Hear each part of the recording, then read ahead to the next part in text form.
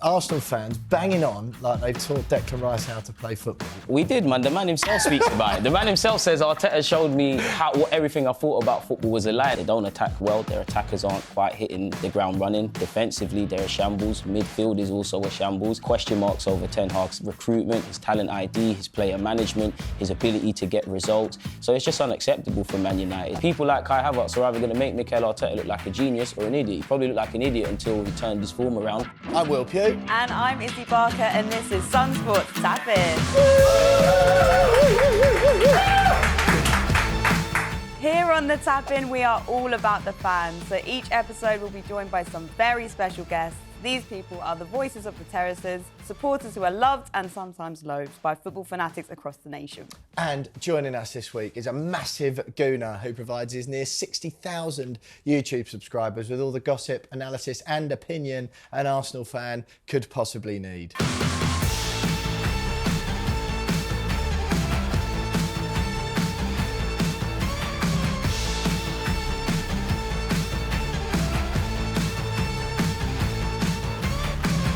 It's CJ Needham, aka the Deluded Gooner. Woo!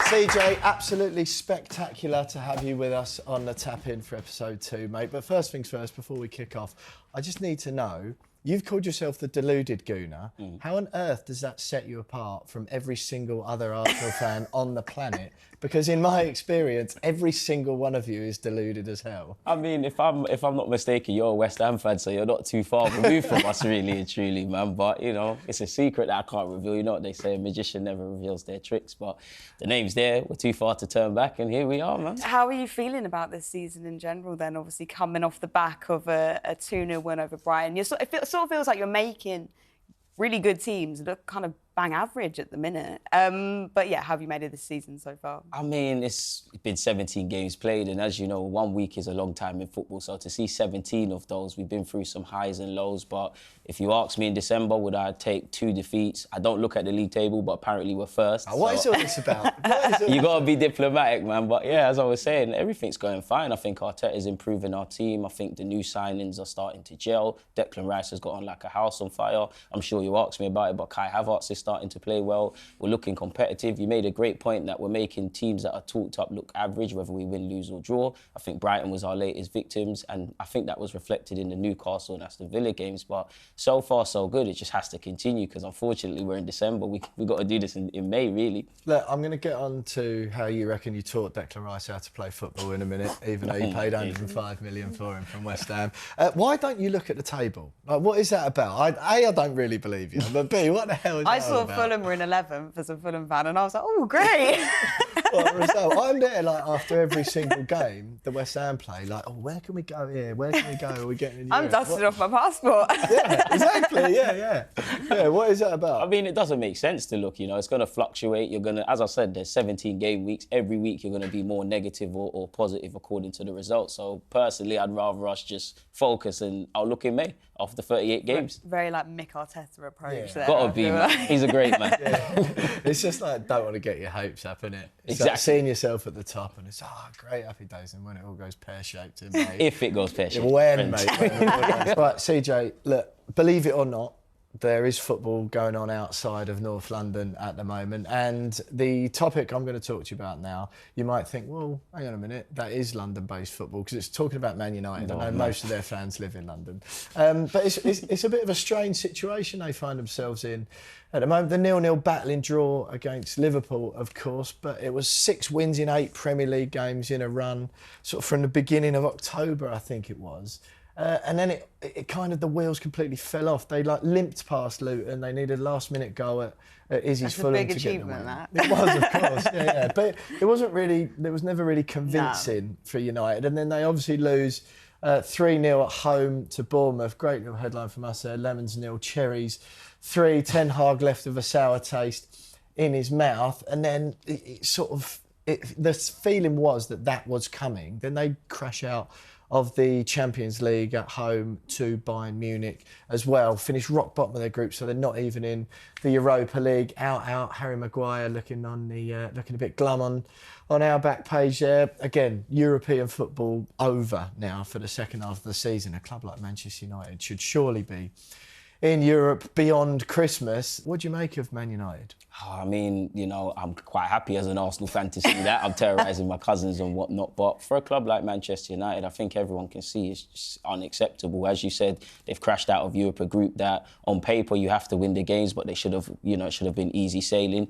In the league, whether they win, lose or draw, they're winging it. As you both probably know, football is decided in both boxes. They don't attack well. Their attackers aren't quite hitting the ground running. Defensively, they're a shambles. Midfield is also a shambles. Question marks over Ten Hag's recruitment, his talent ID, his player management, his ability to get results. So it's just unacceptable for Man United. I do feel they've got something they can salvage from the season, because I'm sure, you know, in terms of points, they're not far off top four, and that's all they can really hope for. But undoubtedly it's a mess. In relation to the Liverpool game, I'm sure if you offered Manchester United fans a point, they would have probably taken it. I'm sure Liverpool will be quite frustrated, but what can you say? You know, Ten Hag and Manchester United's a mess, and long may it continue. It seemed like that 3-0 Bournemouth defeat, that was when people were sort of saying that Ten Hag was starting to lose the dressing room. Yeah. Is the blame on him, though, or is it on that dressing room? It's got to be the players at some players, stage, isn't it? It's both, man. Ultimately, as a manager, when your team wins, the players are praised. When you lose, obviously the manager. For a club like Manchester United, to not have a philosophy or a style of play, despite the money they've spent. I don't want to praise Spurs, for example, but Postecoglou's been there 2 minutes, and you can see a difference. I don't think Ten Hag has that. The players have to take accountability. We had a load of Tottenham fans on last week talking good things about Spurs. We don't need it from you. No, I wouldn't say good. I just got to be honest, man. But yeah, as I was saying, like there's just no style of play. There's no identity. The players have to take responsibility. But at the end of the day, the majority of them players are probably on the contract for a long time. They're on big money, and they probably know that the manager will lose his job before a lot of them. So they're probably just waiting. But it has to be both. The players are not standing up to be counted. It looks like the shirt is way too heavy for a number of those players. You see, like Sancho and Rashford, like in the club. Martial as well. Exactly. Yeah, but clubbing. But then is it Ten Hag then? If all of these players, these things are happening with several players, surely the buck has to stop at the manager. It's a you problem. Exactly. You look at the Cristiano Ronaldo stuff as well. Didn't it? Like Martial and Rashford's always been a bit of a purple patch player, but like Anthony Martial has been rubbish for such a long time. But he has, isn't he? And it's like you just try and plug a new manager in, and then it just feels like they get the blame again. There's obviously Man United fans are moaning upwards, aren't they? They're always moaning about the owners. That looks like it might change soon with Sir Jim Ratcliffe coming in. They get the Norwich scarves out. Yeah, exactly. Yeah. Well, we brought an Arsenal fan on, so why not bring up Tottenham again? When we had the 3 Tottenham fans on last week, they were saying under Big Ange they're going to lose that Spursy tag, right? Obviously, they have had 2 wins. The 2-0 win over Nottingham Forest, the 4-1 win over Newcastle. But before that, you have to look at their results, and they've gone 5 games without a win. Starts off with that... Glorious losing, wasn't it? It's a glorious losing. 4-1 defeat to Chelsea. It was an absolute meltdown, though, as well. 2 red cards. And then carrying on to, when was it, the West Ham game as well. But, I mean, in all, they were winning 1-0, and then they went on to lose 2-1. But I think all 5 of those games, wasn't it? They didn't win. They were 1-0 up. And so it just sort of feels like that Spursy tag is still kind of lingering in the air, don't you think? I mean, it's been a couple of months. They're going to need to do it for a number of years, probably win a trophy, probably try and eclipse my club before they lose that tag. But I do think Postecoglou is a good manager. A number of their players look like they were damaged goods, and he's got them playing out of their skin. And again, I love the fact that they've taken the lead in the games you've mentioned and ultimately lost. But I don't really think that's down to the manager. I think the players are just not good enough, or players are just not having an inability to focus and are just having flashpoints that are costing them. But I don't know for losing the tag, but they're definitely developing an exciting system, and I think if they give him a couple of transfer windows, Postecoglou might do well for Spurs.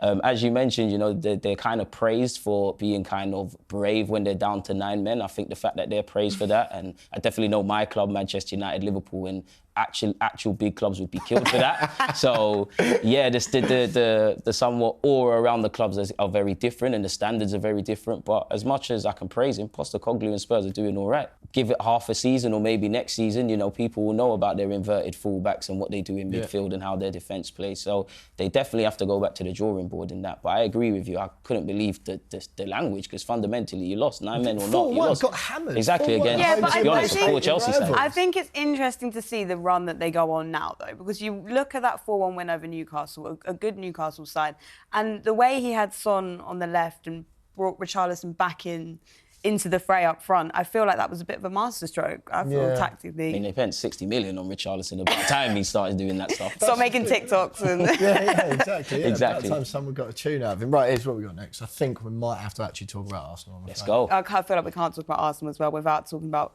big Mick Arteta. People are calling him ref-hating, sulky, Lego hair. These are some of the nicknames that I didn't know you even had. He's obviously just hit 200 games in charge, and you guys are absolutely loving him now. But I feel like people like you on your YouTube channels were calling for him to be axed when things weren't looking so rosy. But yeah, how are you feeling about the main man now? I mean, it's a results-driven business. He's getting results. He's hated, adored, but he's never ignored. You know, Mikel Arteta is doing what he needs to do. You know, he's hated by the rest for a reason. He's made us feared again. He's made us inspired by watching our team. He's getting a tune out of Kai Havertz now. You know, he signed Declan Rice. Hang on a minute, a tune? He's getting a tune out of Kai Havertz. 5 goals in about 700 That's more than in games. his previous 40. Right, So he's finding true. something really and truly. So yeah, how can I not like what Mikel Arteta is doing? You know, the way we're playing football, kind of what I said earlier, we're making good teams look average. Early on in the season, we were kind of struggling to break down low blocks. Of recent, he's found to address that. He's added height, and I think that's reflected by the headed goals and, you know, goals we've scored from set pieces. I think we're one of the best defensive teams statistically in the Premier League, and I definitely feel we can improve, but everything's ticking over, you know. Allegedly, we're top of the table in the Champions League and the Prem, so... Yeah. Are we allowed to talk about the fact that the vast majority of Arsenal fans were screaming for Mikel Arteta to go in the first couple of years? Or do we just brush that one under the carpet? Not me. I've always believed in the process, man. That's the process, like Mikel Arteta has said, man. Nah, man. But that's football, innit? It wasn't always clear to see what his system was or what he was trying to do, and fortunately, the decision makers that wanted to put Arteta in place, they kept him, and you know, we're Didn't listen to it. your fans. Don't listen to fans. Where would we be if we listened to football fans? Yeah, that is true, mate. That is true. Right, listen, we've got a wonderful little segment now called Taking the Mik or From the Art. So, all we need to do, mate, I'm going to run through, me and Izzy are, in fact, going to run through 5 items of recent Arsenal history. We need to hear from you whether that thing is taking the mick, which is bad, or from the art, which is, of course, good. Right, number 1, Mikel Arteta's complete and utter meltdown after Arsenal manager's one shot on target in the 1-0 defeat at Newcastle. Anthony Gordon's goal was allowed despite 1 or 2 potential incidents in the build-up that might have meant it was ruled out. He called the VAR officials a disgrace and embarrassing after the game. Some would argue his behaviour was disgraceful and embarrassing. But yeah, that meltdown from Arteta, taking the mick or from the art? From the art, 100% from the art. I mean, you know, other managers are called passionate and they love their job. Mikel Arteta is judged by completely different rules. I think you would have seen, you know, what would have come out with the FA, how, you know, Joe Willock said the ball went out and he was found not guilty at Wembley, still undefeated there. Undoubtedly from the art. I think you're right, though, in that the game kind of became the talking points about the refereeing rather than our shots on target. That is something Arteta has to address, but this was the straw that broke the camel's back. Time and time again, Mikel Arteta has not reacted to VAR decisions. Now he does, he's a madman. Man. What, he's just sitting there all like really polite, like Gary O'Neill at Wolves. In fairness, though, I feel like you see someone like De Zerbi running up and down the touchline and saying, I hate 80% of English referees and not getting punishment for it. So I do see where you're coming from. Look, I thought he reckoned because apparently the word disgrace means something different in Spanish. Yeah, that's what he said. The bloke's worked and played in England for about 20 odd years. Yeah, but he's a native Spanish speaker. Things get lost in translation. We've got good lawyers. What can we say? Unbelievable stuff. Unbelievable. Right, number 2. So it's 1-0 to From the Art. 100%. I thought that was coming from you. But yeah, looking at you guys to where you are now and to last season and kind of the style of play, obviously you came so close to winning the title last season before you bought it to City. And that's not remind me. Had to add that in there. And your fans are saying, people are saying that you're actually playing a less attractive or a worse style of play this season. And if you're looking at the points as well, after 17 games last season, it was 14 wins, 2 draws and 11 losses. Yeah, looking at the tables there. And then this season, after 17 games, it's 12 wins, 3 draws and 2 losses. Far worse goal difference as well, 6 worse. Sorry. Yeah, and so obviously with where you're at this season and trusting that process, is it taking the mick or from the art? From the 100%. You know, last season's luck, or what happened in last season isn't going to necessarily happen in this season. We did bottle the table, the league, but we weren't expected to be in that. Well, you wouldn't have known, would you? No, I wouldn't know, man. I wouldn't know. You didn't have a clue. I did say I checked in May, isn't it? That was last season. Last game of the season. Oh, we could have won the league if we won that, could we? Exactly, 100%. But like, we're almost kind of, people know what we're about now. People are kind of doubling up against Saka. They know Zinchenko inverts. We have to become a bit more boring to see out results in terms of game management, and I do think earlier in the season there was a bit more of an emphasis on us defending, and I think that's been reflected. As I said earlier, I think we were kind of struggling to not necessarily score goals, but create and play exciting football. I think in the last few games, chance creation and chance conversion has improved, but that's definitely from the 100%. You know, again, if you offered me 2 defeats in December, I would have taken that, really and truly. I do think we've still got this element of self-capitulation, making games harder than it needs to be, but From the Art, 100%, man. Arteta's doing what he needs to do. Right, number 3, mate. So we're 2-0 to From the Art. Help me at the moment. You can tell we've got an Arsenal and an Arteta fan. I don't know what we expect. No, I know, exactly. No. Right, number 3. This one is one of my favourites. A section of the Emirates crowd recently, mostly where all the empty seats used to be. I think you'll know the part of the stadium. Now seem to be filled with a load of fans really putting the goon into Gooner by turning up to games with a big old drum and dressed all in black gear. I'm delighted to see that you've got blue jeans on, because otherwise I might have thought that you were one of them. Myself, mate. But yeah, so all of a sudden these fans that sort of go into Arsenal games thinking they're some sort of wannabe Crystal Palace North London ultra gang.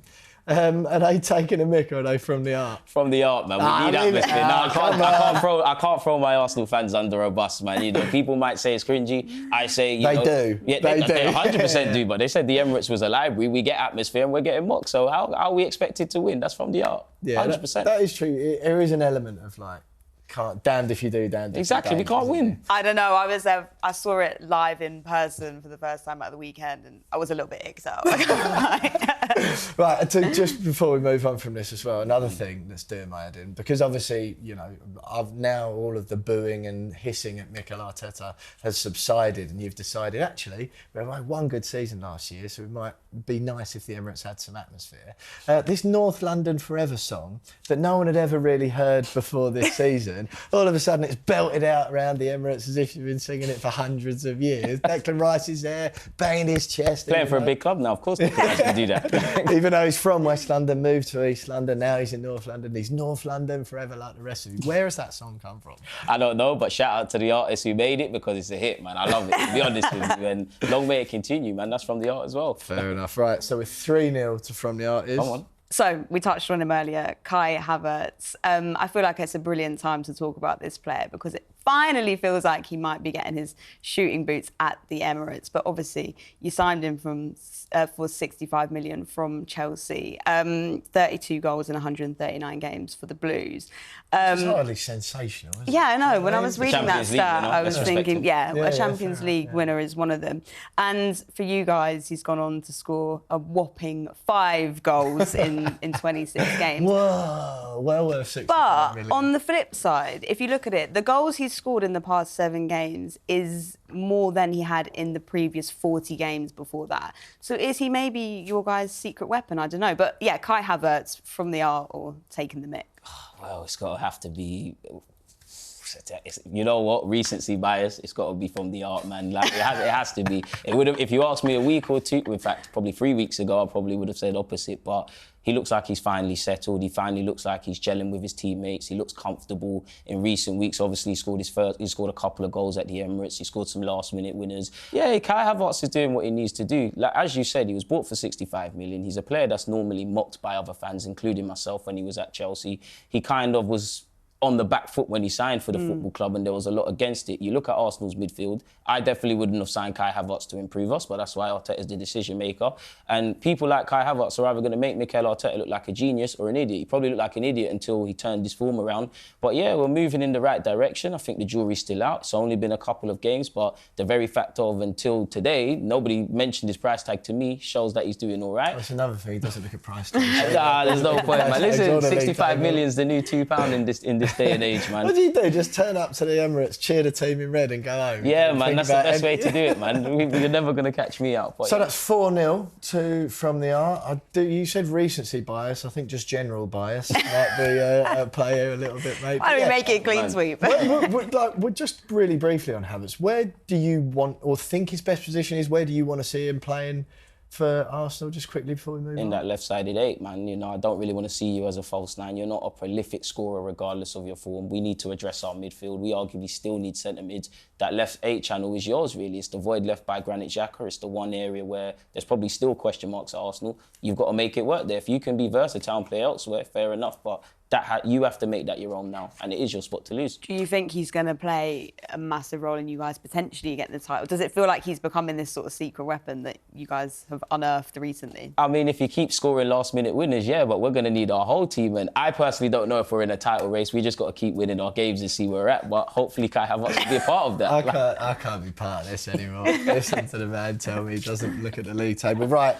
CJ, it's 4-0 to From the Art at the moment. The last one, it doesn't really make a difference score-wise, but it is probably the one I care most passionately about. Number 5, Arsenal fans banging on like they've taught Declan Rice how to play football, even though you paid £105 million for him from West Ham, where he became the club's youngest captain for decades, led them to 3 European campaigns. My violin is... exactly. Man. I play the world's smallest violin, man. Led them to 3 European campaigns for the first time in their history, lifted their first European competition for decades, cemented himself as one of the first names on Gareth Southgate's England team sheet, and started England's first major final for decades as well. But oh no, how on earth did our eagle-eyed scouts pick this player from obscurity? He goes to Arsenal, he's doing the exact same stuff that saw you pay 105 million quid for him, and your fans are banging on as if he'd never, ever, ever played football before, and you've just injected this whole level of genius in him. And you can tell it's not at all doing my head in. So taking the Get over it, move on. Declan Rice has to be From the Art, man. I think we have to give an apology to West Ham. It wasn't a question. It's Arsenal fans banging on as if they've taught him how to play football. We did, man. The man himself speaks about it. The man himself says Arteta showed me everything I thought about football was a lie and how he's changing his role. So he said it himself, man. I can't argue with him. From the Art. It's a totally different system, though, isn't it? I feel like with that Arsenal, it's dictating that tempo, picking that right moment. Where with West Ham, it kind of got to the point which is like Declan Rice show. I mean, right? So what's the score at? What 5-0? Yeah. It's really, a surprising 5-0 From the Art. But yeah, CJ, how are you feeling about the rest of the season? You're going to dare yourself to actually look at the table? I mean, I'm excited, but I'm also nervous, man. It's like we've got a lot of football. We've got some difficult games to play. As much as I think we've been doing good, I still think we have this element of making games harder than it needs to be. You look at the Spurs, Fulham and Chelsea games, for example. You could also say Newcastle and Aston Villa in that we had an inability to convert chances. So there's a lot to be bullish about, but I'm not sure on the depth in our squad. I'm not sure on how, I can bet on Declan Rice, Saliba and Saka. I don't know if players will show prolonged form, even Kai Havertz. We don't know how the Champions League's going to pan out. We don't know what we're going to do in January. So in December, the current climate's great, but it's a long season, so let's keep going. Right, no self-respecting YouTube show would be complete without a little competition. And we're nothing, are we, if we're not self-respecting? Far from it, especially in terms of the challenge we've got. But yeah, we built a little tricky challenge to establish who is the real GOAT of the Fan Channel network. So you up for it, CJ? 100%, let's go, man. This is the perfect delivery in partnership with our faves, MUFC Delivery. Right, CJ, in front of you is a bag of deflated size 3 footballs, a comically small foot pump. I'm pretty sure you can see where we're going with this. We had some Tottenham fans on last week. You get 5 points for every ball you pump up within 90 seconds. And because 90 minutes is how long a football game is. See what you did there. Yeah, exactly, yeah. Pump up as many balls as you can, 5 points for each pumped up ball. And as soon as I blow this whistle and you start pumping, Izzy is going to ask you a question. There's loads of answers. You just have to shout out as many as you can. And at the end, your score will determine whether you go above or below. Bitter rivals, Tottenham fan Chris Cowlin come on last week. They got 16 points. You need to stop them winning Spurs' first ever trophy. To be fair, you're right, man. In fact, I wouldn't be a nice guy if I didn't let them win, but let's see if I can prove them wrong. It has been said, isn't it? These are the real North London bragging rights, so I don't know. Let's see, man. Exactly, yeah. You've got to try your best. CJ, are you ready? 100%. Isabel, are you ready? So ready. All 1, ready. 2, 3. Right, name as many Italian players have ever played in the Premier League. Makeda, Manone, Lupoli, Balotelli, Di Canio. Yeah, man. Again, you wouldn't know. Rapid. You're a West Ham fan. What are we saying about? Zola, Di Canio. I don't know if I said Stop that. VAR. Arsenal, always cheating. You've got Mr. Bonner, Emerson Royal. Not Emerson Royal. Emerson, the West Ham one. He's definitely Italian. Yeah. Who else have we got here? 30 seconds gone, CJ. Who else? Absolutely Oh. Italian. Through the balls. You're done. Apparently it helps if you don't Is the Italian keeper one? Right, 40 seconds gone, nearly Spurs halfway keeper, through. Is it Vicario? For Tottenham. Yeah. He might be Argentinian. I'm not sure, but I'm sure. Put it in there anyway.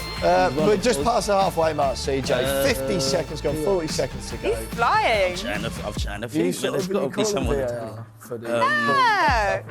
No. Who else is Italian? Right, 60 seconds gone, CJ. You got 30 seconds left, 2/3 of the way through.